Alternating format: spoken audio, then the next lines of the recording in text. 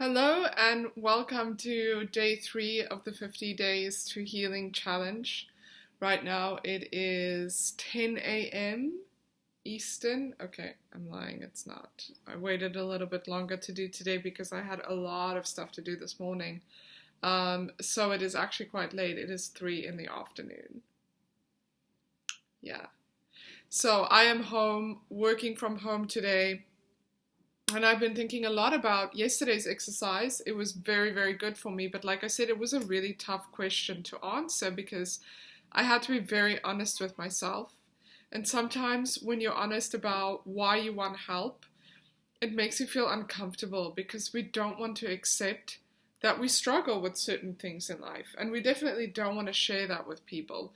So even though I was just sharing it with my journal and sharing it with myself, I was still struggling. I was still like, not liking this at all, but I managed to get through it. I promised myself that I was going to do the 50 days to healing properly.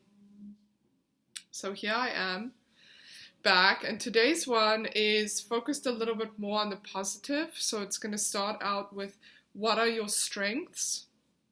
So I want you to get your journal and I want you to think about all of the things that you fall back on. So when you're having a difficult time, what are the strengths that pull you through? Or even just generally in your everyday life, what are some things that you're good at? Are you good at communicating? Are you good at being there for your friends when they need you? Are you somebody who is a hard worker? Do you care about people? Are you very open-minded and accepting of others? And what are some of those strengths that you can use today to propel you forward? Perhaps focus on your strengths and work on making those even stronger, and then maybe look at your weaknesses and come up with a plan as to how you can turn those weaknesses into strengths. So I know that one of my strengths is I'm extremely resilient. So I have the ability to pick myself up and continue on. Now, it's not for me to brag. I know that a lot of people struggle with resilience, but while I'm going through a difficult situation, it's sometimes really hard for me to see the point of it because nobody wants to struggle. But I have to say that eventually I get to a point where I go, you know what? I'm not going to let this get me down. So I'm going to get up. I would say that that is my number one strength. So I want you to write down all of your strengths. So really, what are you good at? What do people know about you and best appreciate about you? And then if you draw blank, the best way to find out what your strengths are to ask your friends, the people closest to you. And you know what? There's going to be a little bit of a subjective point of view. People might be a little bit biased because, hello, they're your friends. It's kind of like your mom saying, oh, I think you should enter American Idol because you're so talented, and then you're really not. So sometimes you have to take what your closest people say with a grain of salt. But it does still help because you'll see maybe that there is a pattern. So some people might say, oh, I love the fact that you're so warm and people love speaking to you and opening up to you. And then a different friend might say something else. And then another friend might say the same thing as the friend before. And then once you start noticing those patterns, you start realizing that maybe that is a strength of mine. So what Dr. Gillihan does is he focuses on several parts of your life. And those are the important things that really affect how we feel about ourselves. They really affect whether or not we get anxious or depressed. And anxiety and depression and all of these struggles can really affect these different parts of our life. So today we're going to be focusing on relationships first and foremost, because a relationship has a very, very powerful effect on our well-being. So relationships can be really tough. They can obviously be wonderful, but it's not easy to navigate relationships. They will inevitably be ups and downs. That's just a normal part of what it's like to be, involved with other people that you love. And so if you do find yourself in a relationship, especially an intimate relationship that you're struggling with, that could lead to a lot of depression and a lot of dissatisfaction and a lot of anxiety. So let's think about what a supportive relationship can offer you. I certainly know from my own experience that I have a very, very strong support network. So if I'm going through a tough time, I rely very heavily on the people in my life. I have an emergency plan set in place. So I know when I'm starting to feel sick or I'm sort of going down the depression rabbit hole, I know immediately who to reach out to. So today it's really important for you to go and just think about who are those people in your life that you can call at any moment when you are feeling bad.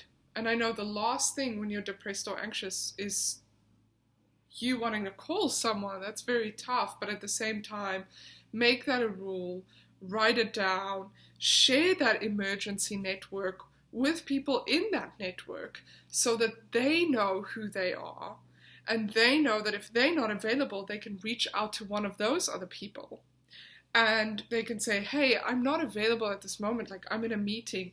Do you mind reaching out to Mika? Make sure that she's okay.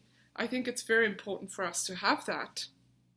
So let's consider family and friends, and let's talk about how things are going in your family relationships right now. So that means parents, siblings, grandparents, uncles, aunts, loved ones like your spouse, boyfriend, girlfriend, parents, kids, in-laws, anything like that.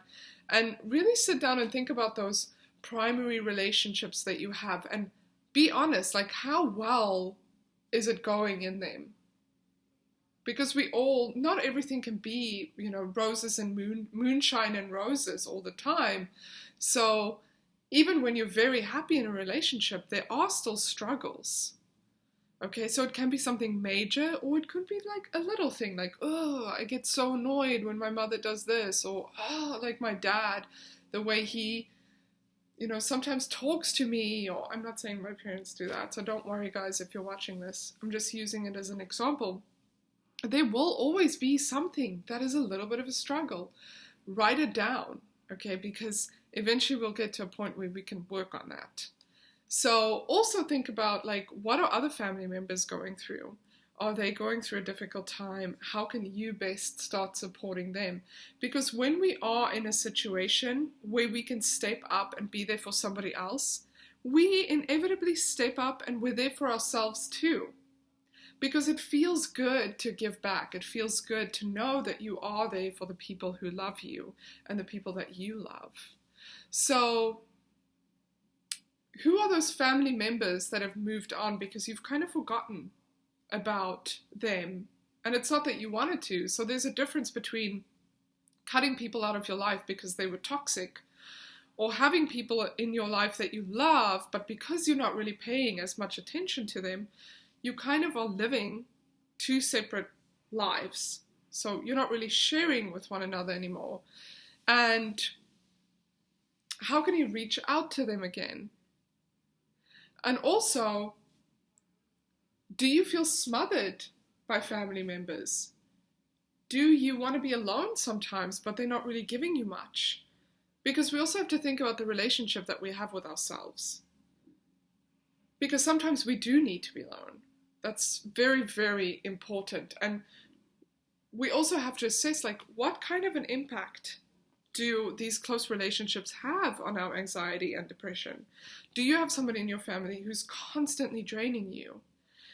You've got to step in sometime and say, you know what, I'm standing up for myself now. Because we can't just give and give and give. So you have to be honest about every single close relationship that you have right now. So record those thoughts, write them down in your journal. These might take a little while because we might have a lot of people in our lives. So don't feel like you have to do all of this in one day. Take your time. You can always come back to it. It's a work in progress. So those are really important things to focus on today. And then the same thing goes for friends, Do you have great friends in your life? How can you strengthen those relationships? Are you spending enough time with your friends? Are you giving as much as you are willing to receive? So relationships have to have a balance, and I certainly know this from my own experience, because at one stage in my life, I just took and took and took, and I'm going to be honest. And that usually came about when I was in a negative mind space, and people were always there for me, and I never gave back because I was isolating. So how do we find that balance? Because some people want us to take, so don't just give either. Be willing to take as well. So that's it for today. Record those thoughts. That's just, family, closest relationships, and friends. And like I said, take your time with it. And then I will be back tomorrow for day 4. And I'm very excited to see you. Enjoy.